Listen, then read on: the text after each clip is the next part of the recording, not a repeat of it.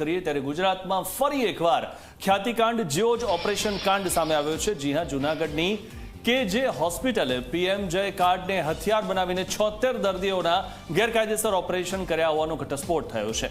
આરોગ્ય વિભાગની કોઈ પણ જાતની મંજૂરી વગર 76 દર્દીઓના ગેરકાયદેસર ઓપરેશન કરી નાખવામાં આવ્યા।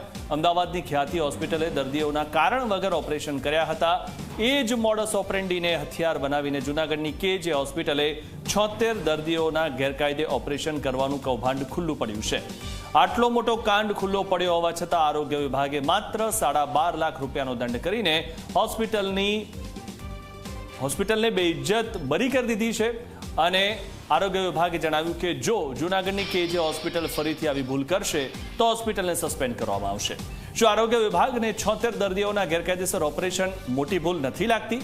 સૌથી મોટો સવાલ એ છે કે અમદાવાદમાં ખ્યાતિકાંડ થયો પછી આરોગ્ય વિભાગે મોટી ડંફાસો મારી હતી અને મોટા ઉપાડે જાહેરાત કરી હતી કે હવે દરેક હોસ્પિટલમાંથી દરેક દર્દીની સીડી ગાંધીનગર મંગાવવામાં આવશે અને તે જોઈને નક્કી કરવામાં આવશે કે દર્દીને ઓપરેશન કરવાની જરૂર છે કે નહીં। પરંતુ જૂનાગઢની હોસ્પિટલમાં એમને એવું ન લાગ્યું।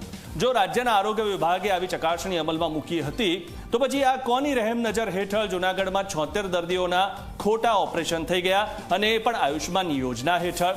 શું આયુષ્માન યોજના હોસ્પિટલો માટે પૈસા છાપવા માટેનું એટીએમ કાર્ડ બની ગયું છે? શા માટે આરોગ્ય વિભાગે જૂનાગઢની કેજે હોસ્પિટલને સસ્પેન્ડ નથી કરી? શું આ હોસ્પિટલ કોઈ નેતાની છે?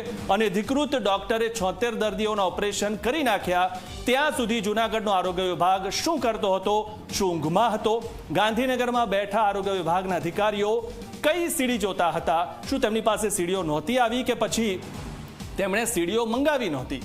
ઓપરેશન કરવાના હોય એવા દર્દીઓની સીડી જોવાનું કામ અધિકારીઓનું છે તો આ 76 દર્દીઓની સીડી અને જરૂરી રિપોર્ટ કોણે જોયા અને કઈ રીતે એક જ હોસ્પિટલમાં 76 દર્દીઓની સર્જરી કોઈ પણ જાતની મંજૂરી વગર કરી દેવામાં આવી?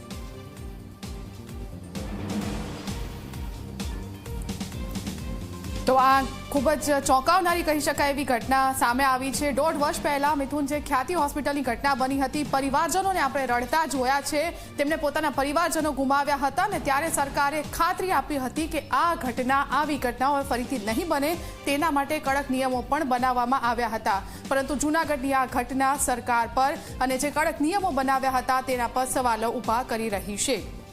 શું આયુષ્માન કાર્ડને પૈસા છાપવાનું એટીએમ બનાવી દેવામાં આવ્યું છે? આ સૌથી મોટો સવાલ છે, કારણ કે વધુ એક હોસ્પિટલ સામે આવી છે જે આયુષ્માન કાર્ડ હેઠળ દર્દીઓના ખોટા ઓપરેશન કરે છે અને એ પણ 1, 2 કે 10-15 કિસ્સા નથી, 76 દર્દીઓના ઓપરેશન કરવામાં આવ્યા છે।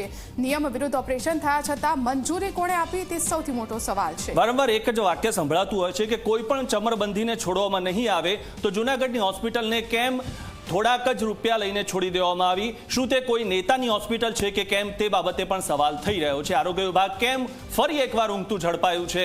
દર્દીઓ માટે આરોગ્ય વિભાગને કોઈ જ લાગણી નથી પરંતુ હોસ્પિટલ માટે છે।